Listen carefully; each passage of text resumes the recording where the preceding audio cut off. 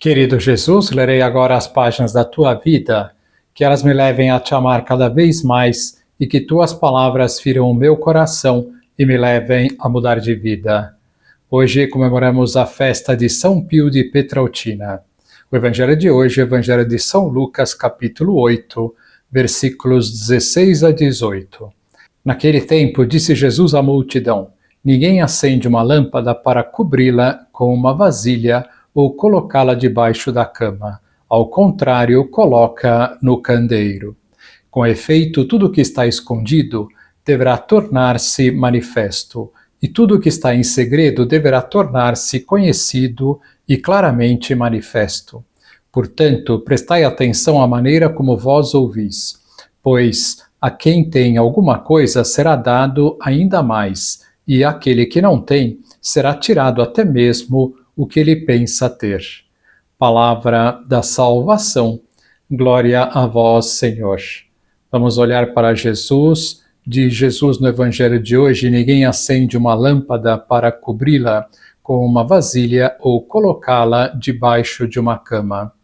Uma lâmpada poderosíssima que Deus enviou ao mundo e tem espalhado a sua luz ao mundo inteiro é o Padre Pio de Pietrelcina. O Padre Pio é um dos maiores santos do último século. Sua vida foi tão extraordinária que não houve dom sobrenatural que não possuísse.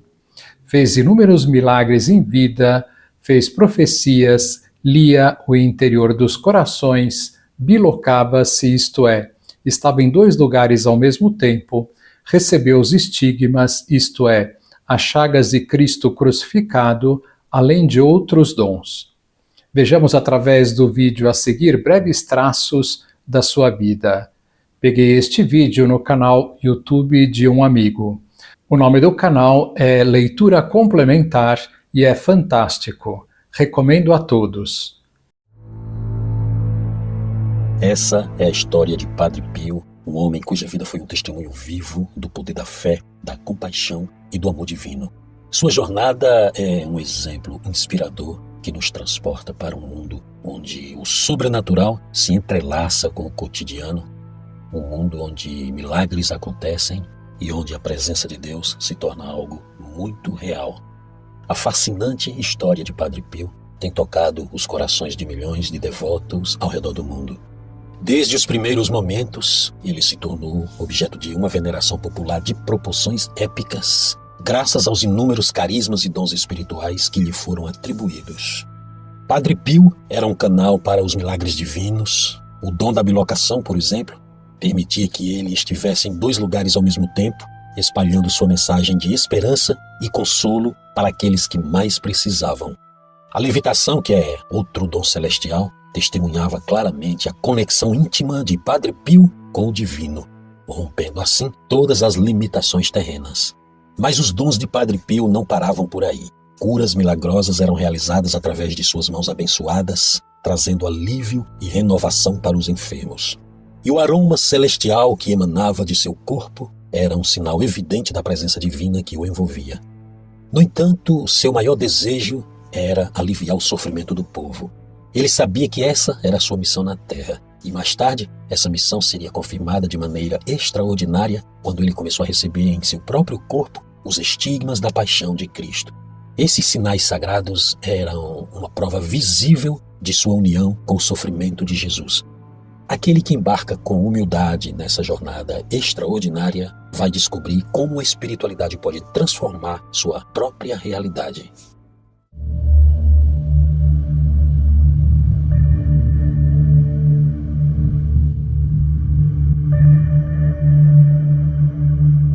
Padre Pio nasceu a 25 de maio de 1887 e foi batizado com o nome de Francesco Forgione, ali numa localidade conhecida como Pietrelcina, próxima à cidade de Benevento, na Itália. Ele era um dos 7 filhos do casal Grazio Forgione e Maria Giuseppa di Nunzio. É interessante notar que o menino recebeu o nome de Francisco e mais tarde ele mesmo também seria um grande seguidor de São Francisco de Assis. Logo no início de sua vida, o pequeno Francisco demonstra uma profunda devoção e uma intimidade com o céu. Ele tinha, por exemplo, o dom de ver os santos, ele via seu anjo da guarda e, principalmente, ele tinha visões de Cristo e sua Mãe Santíssima, a Virgem Maria.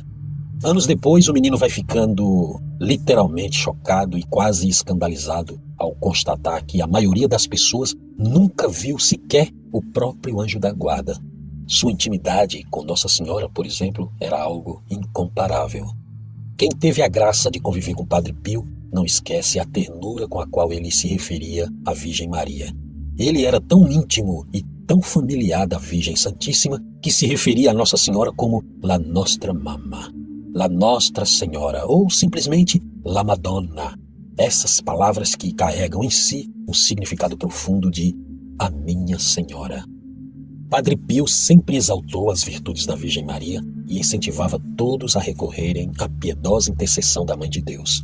Um dia ele sentiu o chamado para o sacerdócio, por isso ele decidiu ingressar no seminário aos 15 anos e ali ele dedicou-se aos estudos e preparou-se para servir a Deus e ao próximo.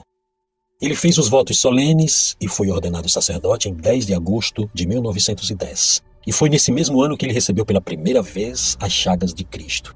Mas os estigmas ainda estavam invisíveis. Todavia, Padre Pio, que era de uma humildade imensa, achava que devia esconder esse fato para não atrair publicidade sobre sua pessoa. Seu maior desejo era viver uma vida oculta entre os mais pobres frades capuchinhos. Quando ele concluiu o noviciado, ele adotou o nome de Frei Pio.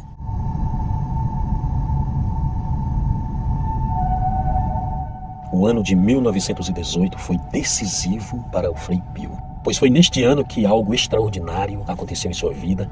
Ele começou a apresentar de forma mais frequente os estigmas, que são aquelas feridas semelhantes às feridas de Cristo na cruz. Essas feridas apareciam em suas mãos, pés e lado, e são compreendidas como um sinal da divina misericórdia. Ele não conseguia mais disfarçar ou esconder das pessoas, pois esses estigmas se tornaram cada vez mais um sinal visível do seu amor e da sua entrega a Deus. E isso imediatamente despertou a atenção e a devoção de muitos. O jovem Pio se torna então o primeiro sacerdote da história da igreja a receber os estigmas de Cristo. Nesses primeiros anos como frade capuchinho, Padre Pio enfrentou desafios constantes de saúde que o levavam a retornar regularmente à casa de sua mãe. Ele sentia intensas dores no peito e nas costas, enxaquecas que lhe deixavam praticamente incapacitado. E para completar o quadro, ele tinha ainda febres muito altas e problemas pulmonares e estomacais. Tudo isso era um verdadeiro tormento para o jovem padre. No entanto, de forma inexplicável, esses sintomas desapareciam completamente sempre que ele retornava à sua casa. Após a sua ordenação, seu desejo e seu dever era ficar no convento com os outros irmãos religiosos. Porém, por causa de suas condições de saúde, ele foi forçado a permanecer na casa de seus pais até 1916. Foi somente nesse ano que ele foi enviado ao convento de San Giovanni Rotondo, o lugar que se tornaria seu lar até o fim de seus dias.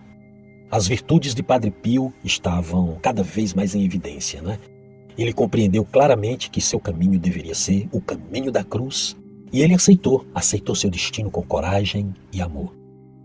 Padre Pio também era conhecido por suas bilocações e levitações, estes que são fenômenos que até hoje desafiam as leis da natureza. Padre Pio era capaz de estar em 2 lugares ao mesmo tempo, trazendo conforto e orientação a pessoas distantes. Por exemplo, existem muitos relatos documentados onde ele foi visto em vários lugares simultaneamente, sem nunca ter saído sequer do seu convento em San Giovanni Rotondo. E sobre isso existe uma história bastante conhecida, que é aquela história do marechal italiano Luigi Cadorna. Luigi Cadorna era o chefe das forças italianas naquela que ficou conhecida como a Batalha de Caporetto, ali no noroeste da Eslovênia. Essa batalha aconteceu entre outubro e novembro de 1917. Mas aquela batalha foi um verdadeiro desastre para o exército italiano e o termo Caporetto virou sinônimo de derrota. Diante daquele vexame terrível, o marechal Cadorna foi dispensado e substituído de seu comando. A história conta que o marechal Cadorna mergulhou em uma profunda depressão, chegando mesmo ao ponto de considerar o suicídio. Em uma noite sombria, ele se trancou em seu quarto e ordenou à empregada que ninguém o perturbasse. Com uma arma em mãos, ele apontou para sua própria cabeça, pronto para pôr fim à sua vida. No entanto, no momento crucial, uma voz ressoou no quarto, dizendo: Ô general, por que você quer cometer um ato tão estúpido? Aquela voz e a presença de um monge ali no quarto deixaram o marechal atônito, incapaz de reagir. Ele se perguntava como aquele monge havia entrado ali, e ao questionar depois a empregada afirmou que não havia visto ninguém entrar. Anos depois, o marechal deparou-se com uma notícia no jornal sobre um monge que realizava milagres ali naquela região de San Giovanni Rotondo. Movido pela curiosidade, ele decidiu visitar esse monge secretamente. E quando chegou lá onde estava o monge, ou seja, o monge era Padre Pio, não é? Então o marechal ficou muito surpreso quando reparou que Padre Pio se aproximou e disse: Oi, marechal, você correu um grande risco naquela noite, hein? Por favor, não faça aquilo novamente. Certa vez, o Padre Pio percebeu que, além do alívio espiritual que ele dava às pessoas, Deus também lhe deu a inspiração de construir um grande hospital. Um hospital que mais tarde viria a ser referência em toda a Europa. Em 1956, esse hospital foi fundado com o nome Casa Alívio do Sofrimento, ali em San Giovanni Rotondo.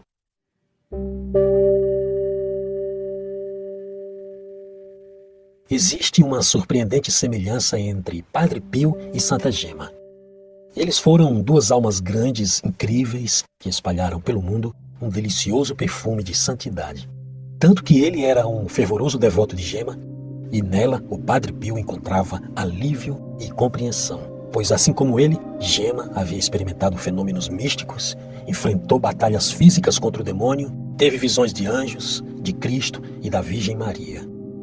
E ali em San Giovanni Rotondo, Padre Pio recebia milhares de peregrinos, inclusive aqueles peregrinos que vinham da região norte da Itália, região onde está localizada a cidade de Lucca. E Padre Pio, olhando muitas vezes para esses conterrâneos do norte, perguntava: Mas o que vocês estão fazendo aqui? Pedindo graças? Vão diretamente para Lucca, que está mais perto de vocês, pois lá está Santa Gema, uma grande santa.